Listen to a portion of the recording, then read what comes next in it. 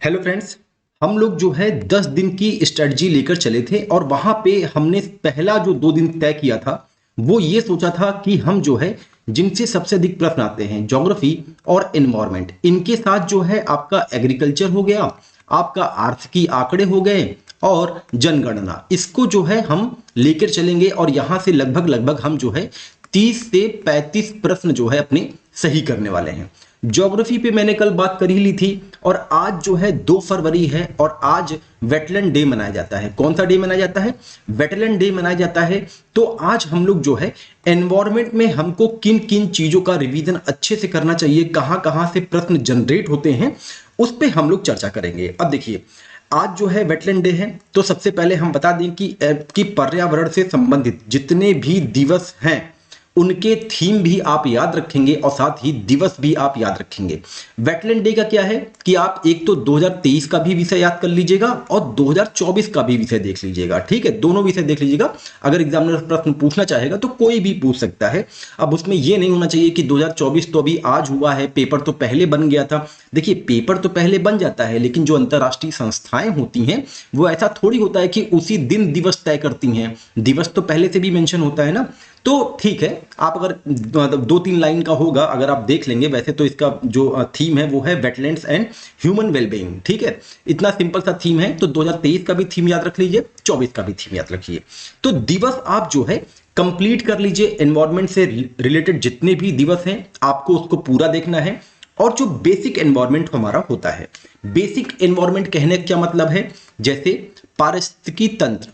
पारिस्थितिकी तंत्र ये जो है आपका कहीं ना कहीं से आपने नोट्स बनाया ही होगा। इसमें कौन कौन सी चीजें आती हैं, कैसे कैसे पढ़ना है। अगर आपने नोट्स नहीं बनाया है तो घटना चक्र और ल्यूसेंट, घटना चक्र और ल्यूसेंट से ही आपका पर्याप्त जो है काम हो जाएगा। और घटना चक्र में जितने भी प्रीवियस ईयर प्रश्न आए हैं पारिस्थितिकी तंत्र से संबंधित और जैव विविधता से संबंधित, अगर आप उसको भी कर लेते हैं तब भी आप इन्हीं में से देखेंगे कि कोई ना कोई एक प्रश्न एग्जाम में देखने को मिल जाएगा। उसके बाद क्या बचता है आपका, एक जो आयोग का सबसे फेवरेट सेगमेंट है वो है एसडीजी गोल्स। एसडीजी गोल से लगातार प्रश्न बनाया है।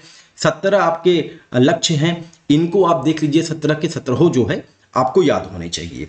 ठीक है, उसके बाद जैव विविधता में ही आप देखेंगे पारिस्थितिकी तंत्र में एक प्रश्न पूछता है खाद्य श्रृंखला से। किससे पूछता है? खाद्य श्रृंखला से प्रश्न आता है एग्जाम में। ठीक है, तो इसको आप लोग कवर कर लेंगे, प्रीवियस ईयर भी कर लेंगे और ल्यूसेंट से भी देख लेंगे तो उससे भी काम हो जाएगा। जैव विविधता में पिरामिड से प्रश्न पूछता है। पिरामिड से प्रश्न पूछता है, इसको भी आप लोग प्रीवियस ईयर आया हुआ है और ल्यूसेंट से देख लेंगे तो उससे आपका काम हो जाएगा। ये मैं तब बता रहा हूं जब आपके पास खुद के नोट्स नहीं है तो, और किन किन टॉपिक को कवर करना है। एक बहुत ही फेवरेट आयोग का और पॉइंट है वो है हॉट स्पॉट। क्या है हॉट स्पॉट? ये क्या होता है, इससे कैसे प्रश्न बनाया है, आप लोग घटना चक्र में इजीली जो है उसको कवर कर सकते हैं। और जितने भी भारत में राष्ट्रीय उद्यान हैं, ठीक है, राष्ट्रीय उद्यान उनको आप रिवीजन करिए। वन्य जीव अभ्यारण्य जितने भी हैं भारत में उसको आप कवर करिए। यहां से ही प्रश्न बनेंगे। लिस्ट 1 लिस्ट 2 बना के दे देगा आपको, यहीं से आपको देखने को प्रश्न दिखाई दे जाएंगे। तो ये सब आपको चीजें जो है आराम से आप जो है रिवीजन कर लीजिए। जितने भी आंदोलन हुए हैं वन संरक्षण को लेकर उसको आप लोग कवर कर लीजिए। जितने भी अधिनियम बने हैं, पर्यावरणीय अधिनियम या फिर पर्यावरणीय कानून, प्रदूषण से रिलेटेड किसी से भी रिलेटेड जितने भी कानून बनाए गए हैं उसको आप लोग रिवीजन करिए। यहां से आपको प्रश्न दिखने को मिल जाएगा। जितने अंतरराष्ट्रीय संस्थाएं हैं पर्यावरण से रिलेटेड, जैसे यूएनईपी हो गया आपका हो गया आईयूसीएन हो गया, आपका साइट्स हो गया, ये सब जो अंतरराष्ट्रीय संस्थाएं हैं ये कब अस्तित्व में आई, ये कैसे वर्क करती हैं, इनका आप लोग रिवीजन करिए। तो ये सारी चीजें जो है एग्जाम के पॉइंट ऑफ व्यू से बेसिक चीजें हैं एनवायरमेंट का। और सम्मेलन और संधियां जितनी भी हुई हैं, ठीक है, इनसे भी लगातार प्रश्न आया है। तो ये सब आप लोग सारी चीजें जो है बेसिक रूप से अब तक आपने रिवीजन कर लिया होगा, क्योंकि शुरुआत का 2 दिन हम ज्योग्राफी और एनवायरमेंट को दे रहे हैं। अब हम बात करते हैं कि अगर हम एनवायरमेंट को करंट से रिलेट करेंगे तो ज्यादातर प्रश्न बनने की संभावना किस पोर्शन से आने वाली है उस पे हम बात करते हैं। देखिए, मैं एग्जैक्ट नहीं कर रहा हूं कि यहीं से आएगा ही आएगा, लेकिन जिस हिसाब से पैटर्न बदला है तो करंट अफेयर से रिलेट करके जो है प्रश्न बनाने की प्रवृत्ति एग्जामिनर में देखी गई है लगातार। देखिए, COP 28 का आयोजन हुआ है कहां पे हुआ है? यूएई में हुआ है। इसको आप देखे रहिए। तो इस सम्मेलन से रिलेटेड जितने भी फैक्ट हैं ये मैंने आपको करंट अफेयर में बताया है। आप उन सारे फैक्ट्स को जो है अच्छे से रिवीजन किए रहिए। अब आपको पता होना चाहिए कि COP 29 का आयोजन कहां पे होगा। साथ ही आपको यह भी पता होना चाहिए कि COP 27 का आयोजन कहां पे हुआ था। साथ में आपको यह भी पता होना चाहिए कि भारत में कौन से COP का आयोजन हुआ है। तो बता दें कि भारत में COP 11 का आयोजन किया गया था और वो कहां पे किया गया था? हैदराबाद में किया गया था। और वर्ष कौन सा था? 2012 का वर्ष था। ऐसे फैक्ट जो है आपको रिलेट करके हमेशा पढ़ना चाहिए। COP 29 के बारे में बता दें, ये जो है ये सम्मेलन जो है अजरबैजान में होगा। कहां पे होगा? अजरबैजान में होगा। और COP 27 जो है ये आपका इजिप्ट में हुआ है, मिस्र में ये आयोजित किया गया है। अच्छा, यहीं पे अगर मैं एक और दे देता हूं COP 21, ठीक है। तो अब देखिए 4 यहां पे आपको COP के सम्मेलन मिल गए। यहां पे आपको 4 देश दिए जाएंगे। आपका एक प्रश्न तो यहीं पे दिखाई दे रहा है। तो ऐसे ही रिलेट करके आपको करंट अफेयर से एनवायरमेंट के पोर्शन में जाना चाहिए और यही एक तरीका होता है अच्छी तैयारी का। अब बात करते हैं प्रोजेक्ट की। जैसे प्रोजेक्ट टाइगर। प्रोजेक्ट टाइगर हमारे एग्जाम के लिए क्यों इंपॉर्टेंट है? वो इसलिए इंपॉर्टेंट है क्योंकि वर्ष 2023 में ये अपनी 50वीं वर्षगांठ मना रहा है। ठीक है, वर्षगांठ मनाया है। तो प्रोजेक्ट टाइगर से रिलेटेड जितने भी फैक्ट हैं उनको आप पढ़िए। साथ ही जो है बाघ जनगणना हुई है। अब इस जनगणना से जितने भी फैक्ट आए हैं उसको आप कवर करिए। कितने बाघ अभ्यारण्य क्षेत्र हैं भारत में उसको आप याद करिए। जैसे खास तौर से जो लेटेस्ट वाले हुए हैं, ठीक है, लेटेस्ट वाले अच्छे से तैयार करके रहिए। यहीं पे कंफ्यूजन होता है और यही सारे के सारे हमारे एग्जाम के लिए इंपॉर्टेंट होते हैं। फिर आता है प्रोजेक्ट एलिफेंट। प्रोजेक्ट एलिफेंट क्यों इंपॉर्टेंट है हमारे एग्जाम के लिए? ये इसलिए इंपॉर्टेंट है क्योंकि लगातार भारत सरकार जो है हाथियों के संरक्षण के लिए क्या कर रही है कि हाथी कॉरिडोर का निर्माण की है। इससे रिलेटेड एक रिपोर्ट भी आया है। वहां से जितने भी फैक्ट हैं उसको आप तैयार करिए। सबसे ज्यादा हाथी कॉरिडोर की लंबाई किस राज्य में पाई जाती है इसको आप कवर करिए। तो ऐसे छोटे छोटे फैक्ट हैं जो आपको याद रखने होंगे। तो ये जितने भी ऐसे प्रोजेक्ट आए हैं, project tiger, project elephant, project hangul, इन सारों को आप जो है वर्ष के हिसाब से भी क्रम से लगा के याद करेंगे और यही सब हमारे एग्जाम के लिए एनवायरमेंट जो है इंपॉर्टेंट होगा। साथ ही पर्यावरण में एक सबसे इंपॉर्टेंट पोर्शन आता है, वो आता है प्रदूषण। प्रदूषण से जो है आपका ग्रीन हाउस गैस के बारे में पूछ लेता है। आपका जो है अम्लीय वर्षा, ये आयोग का सबसे इंपॉर्टेंट टॉपिक है। लगातार अल्टरनेट एग्जाम में जो है इससे एक न एक प्रश्न जो है देखा गया है। साथ ही एक आयोग जो है प्रश्न पूछता है इन सीटू एक्स सीटू से। किससे? इन सीटू एक्स सीटू से प्रश्न पूछता है। स्वस्थानीय बहिस्थानीय से प्रश्न पूछता है कि इनमें से कौन सा स्वस्थानीय संरक्षण है, इनमें से कौन सा बहिस्थानीय संरक्षण है।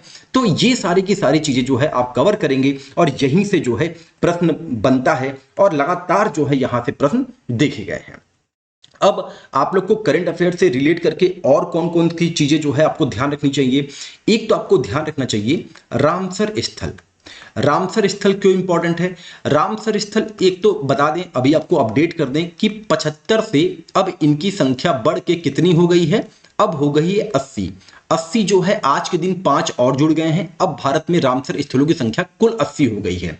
सर्वाधिक रामसर स्थल कहां पे है? तमिलनाडु में है। उसके बाद किसका नंबर आता है? यूपी का आता है। अब देखिए 80 के 80 तो आप याद नहीं कर सकते हैं, लेकिन एटलीस्ट यूपी में जितने भी रामसर स्थल हैं 10 हैं। आपको 10 के 10 और उससे संबंधित जिले याद होना चाहिए। यूपी में जितने भी पक्षी विहार हैं ये आपको याद होने चाहिए। अच्छा, पक्षी विहार की जब हम यहां पे बात कर रहे हैं तो बता दें कि राष्ट्रीय पक्षी जनगणना ये भी जो है एक रिपोर्ट आई थी इस नाम से। ठीक है, राष्ट्रीय पक्षी रिपोर्ट जो है आई थी। अब इस रिपोर्ट में क्या क्या इंपॉर्टेंट पॉइंट था इसको भी आप लोग को तैयार करना चाहिए और यहीं से प्रश्न जो है एग्जामिनर बना सकता है और यही अति संभावित प्रश्न जो है देखे जाएंगे।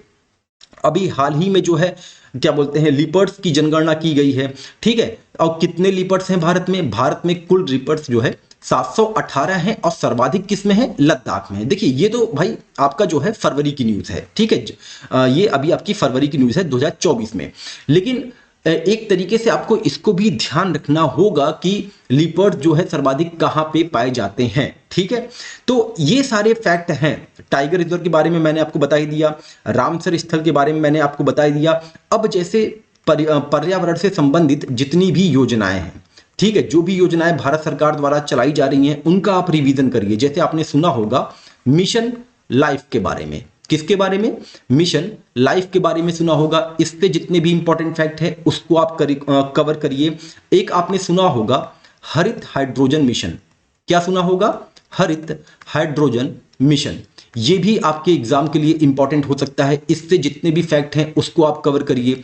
इसमें आपने देखा होगा एक होता है ब्लैक हाइड्रोजन, एक होता है आपका पिंक हाइड्रोजन। इससे जितने भी फैक्ट हैं ये सब मैंने पहले भी करवा चुका है, पहले भी मैं करवा चुका हूं। ग्रे हाइड्रोजन, ब्लू हाइड्रोजन, तो ये क्या है, ये जो है कैसे वर्क करता है, इन पे जो है प्रश्न बनाए जा सकते हैं। आप लोग जो है इसको लेकर एकदम तैयार रहिए। और जो है जितने भी सम्मेलन हुए हैं, क्योंकि COP28 का आयोजन हुआ है, तो पर्यावरण से रिलेटेड जितने भी अभी हाल फिलहाल में सम्मेलन हुए हैं, अगर आपके पास वो है, नहीं तो आपको किसी न किसी मैगजीन में जो भी आप फॉलो कर रहे होंगे, चाहे आप क्रॉनिकल का फॉलो कर रहे हैं, चाहे आप घटना चक्र जो आंख वाली आई है, दृष्टि आई है, उसको फॉलो कर रहे हैं, तो वो सारे के सारे आपको तैयार होना चाहिए और वहीं से प्रश्न आपको दिखाई दे जाएंगे। जितने भी दिवस हैं उसके बारे में मैंने आपको बता दिया। अगर कोई गठबंधन जैसे हाल ही में नया शुरू किया गया है, जैसे आपने सुना होगा अंतरराष्ट्रीय जैव ईंधन गठबंधन, ये क्या है, इसकी शुरुआत कब से हुई, इसमें कितने देश हैं, कौन कौन से देश शामिल हैं, इन सब सारी चीजों को आपको याद करना होगा। करंट अफेयर की जब हम यहाँ पे बात कर रहे थे तो मैंने आपको एक चीज बताया था अगस्त में, वो था राष्ट्रीय हरित राजमार्ग के बारे में। राष्ट्रीय हरित राजमार्ग के बारे में बताया था कि इस जो है इस पे भारत सरकार वर्क कर रही है और ये 4 राज्यों से होकर गुजर के जाएगी। अब ये 4 राज्य हैं कौन कौन से, हिमाचल प्रदेश है, यूपी है अपना, राजस्थान है, अब चूंकि यूपी है इसीलिए मैं यहाँ पे ये चीज मेंशन कर रहा हूं, और आपका आंध्र प्रदेश है। इन 4 राज्यों से राष्ट्रीय हरित मार्ग गुजरेगा, ऐसे फैक्ट हैं, इनको आपको जो है याद करना चाहिए। तो यहां पे हमने जो है जैव ईंधन गठबंधन के बारे में बात कर लिया, अंतरराष्ट्रीय जैव ईंधन गठबंधन, और एक और जो है अलायंस हुआ है वो हुआ है इंटरनेशनल बिग कैट अलायंस। ठीक है, आप लोगों ने सुना होगा इसके बारे में। तो इससे रिलेटेड जितने भी फैक्ट हैं, इसमें भी कौन कौन से देश ने इसमें सहमति जताई है, ऐसी सारी चीजों को आपको जो है पढ़ना चाहिए। साथ ही एथेनॉल जो है इस पे भारत सरकार बहुत ज्यादा वर्क कर रही है, E20 को लेकर लगातार अपने टारगेट को पूरा करने का प्रयास कर रही है। वो टारगेट कब तक का सेट किया हुआ है, ये होता क्या है, इथेनॉल है क्या, ये कैसे वर्क करेगा, तो ऐसी सारी चीजें जो है फैक्ट आप पढ़ेंगे, यहीं से जो है एग्जामिनर प्रश्न बनाने का प्रयास करेगा। देखिए अभी जैसे मैंने बताया आपको पक्षी जनगणना हुई है, उसी प्रकार से जो है वाटर बर्ड सेंसस भी आया था। ठीक है, ये कब आया था, नवंबर में आया था। इस पे भी जितने इंपॉर्टेंट फैक्ट होंगे इसको आपको ध्यान रखना चाहिए।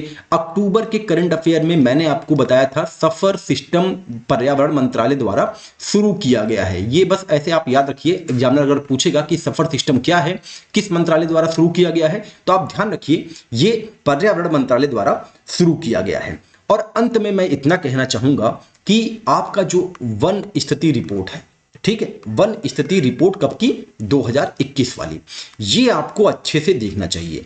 COP28 में एक और रिपोर्ट आई थी जिसका नाम था कार्बन नकारात्मक रिपोर्ट, कार्बन नेगेटिव रिपोर्ट। ये जो है COP28 में लॉन्च किया गया। तो ये आप मतलब कि ऐसे फैक्ट हैं ये सारे के सारे जिसको आपको याद रखना चाहिए। और एनवायरमेंट हो गया और आपका पॉलिटी हो गया, क्या, एनवायरमेंट और पॉलिटी, ये 2 ऐसे सेक्शन हैं जहां से आपके प्रश्न गलत नहीं होने चाहिए। देखिए अगर टफ आ गया तब तो कोई बात नहीं, वो सबके लिए टफ होगा। उसमें बहुत ही मतलब कि लगभग 1 से 2% लोग होंगे जिनके एकदम एग्जैक्ट आंसर सही होने वाले हैं, नहीं तो वो सभी के लिए टफ होगा, तो आप उसको छोड़ सकते हैं। लेकिन अगर कोई प्रीवियस ईयर का प्रश्न आ गया, कोई जो है एकदम आसान प्रश्न आ गया, वो आप गलत करते हैं तो आप लाखों अभ्यर्थियों से जो है पीछे छूट जाएंगे। इसको आप लोग जो है ध्यान रखिएगा। एक और आयोग का एकदम फेवरेट सेगमेंट है वो है क्रांति। जैसे जो है नीली क्रांति हो गई आपकी, लाल क्रांति हो गई, बैगनी क्रांति हो गई, ऐसे क्रांति पूछता आया है एग्जामिनर। तो इसको भी आप जो है वर्ष के हिसाब से याद रखेंगे। ये सारे के सारे जो है एग्जाम के पॉइंट ऑफ व्यू से इंपॉर्टेंट होते हैं। और जितने भी करंट अफेयर में अगर कोई अभ्यारण्य, कोई टाइगर रिजर्व चर्चा में आया है तो वो भी आप लोग कवर करेंगे और यहीं से प्रश्न जनरेट होंगे। तो ये रहा पूरा एनवायरनमेंट का एक लिस्ट कि आपको किन किन पोर्शन पे जो है ज्यादा ध्यान देना होगा। मैंने ज्योग्राफी की बात कल कर रखी थी, पूरा मैंने ज्योग्राफी को बताया हुआ था कि कैसे किन किन टॉपिकों पे आपको ज्यादा कवर करना है, कैसे आपको डिवाइड कर लेना है फिजिकल ज्योग्राफी में, वर्ल्ड ज्योग्राफी में और इंडियन ज्योग्राफी में। तो वैसे ही मैंने एनवायरनमेंट का ये सारा चीजें यहां पे मेंशन कर दिया है और इन्हीं में से आपको एग्जाम में प्रश्न देखने को मिल जाएगा। तो उम्मीद करता हूं कि अभी जो मैंने 2 दिन का ये टारगेट सेट किया था कि इसमें हम ज्योग्राफी और एनवायरनमेंट करेंगे, तो उसमें आज आपने ज्योग्राफी अच्छे से रिवीजन कर लिया होगा। अगर थोड़ा बहुत बचा होगा तो रात बाकी है, आप उसमें अपना रिवीजन कर सकते हैं। साथ ही कल का दिन आप एनवायरनमेंट को दे दीजिएगा, बहुत ही छोटा ये हमारा पाठ्यक्रम में है। और साथ ही एग्रीकल्चर, आर्थिक और जनगणना, ये आप कई दिनों से लगातार पढ़ते हैं। देखिए सेंसस क्या है, 2011 से ये चेंज नहीं हुआ है, अभी नया वाला 2021 का सेंसस जारी नहीं हुआ है, ठीक है। और आर्थिकी आपने पीसीएस 2023 में भी तो पढ़ा होगा, उसमें भी वही डेटा है जो अभी का डेटा है, ठीक है। तो ज्यादा परेशान होने की जरूरत नहीं है। जितना यहां पे मैंने चीजें मेंशन की हैं, आप अगर उतना भी कर लेते हैं तो 1-2 क्वेश्चन अगर बाहर आना होगा तो इससे बाहर पूछ सकता है, नहीं तो इससे बाहर कोई भी प्रश्न नहीं बनेगा। आयोग कभी नहीं चाहेगा कि वो आपको बहुत टफ प्रश्नों में उलझाए रखे, ठीक है। तो अगर ये सेशन एनवायरनमेंट वाला एग्जाम के पॉइंट ऑफ व्यू से इंपॉर्टेंट लगा हो तो आप हमारे चैनल को अपने दोस्तों के बीच में जरूर शेयर करिएगा। चलिए मिलते हैं अपने अगले टॉपिक के साथ, तब तक अपना ध्यान रखें। नमस्कार, जय हिंद, जय भारत।